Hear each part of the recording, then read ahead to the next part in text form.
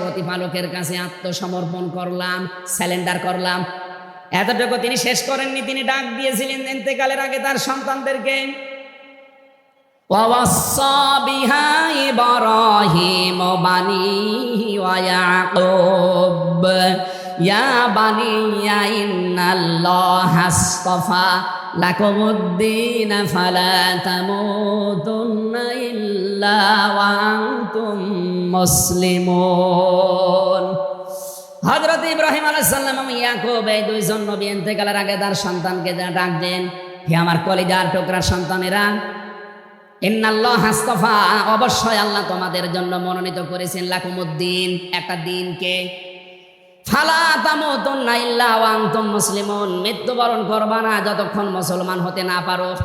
এবার আসেন তো, ইব্রাহিম আমাদের জাতির পিতা, হযরত ইয়াকুব আলাইহিস সালাম তাদের সন্তানদেরকে ইন্তেকালের আগে নসিহত করলেন যে তোমাদের জন্য আল্লাহ একটা দিন মনোনীত করেছেন।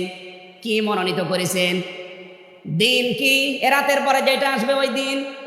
বলেন বলেন। কবরে গুরুত্বপূর্ণ যে প্রশ্নগুলো তার ভেতরে এটা একটা, মা দীনুকা, দিন কি? এটা যদি আপনি ক্লিয়ার হতে না পারেন, কবরে যে প্রশ্নের জবাব দিতে পারবেন না। এজন্য এই বিষয়টা নিয়ে বিস্তারিত আমাদের জানা শোনা দরকার। দিন বলতে আল্লাহ নিজে আবার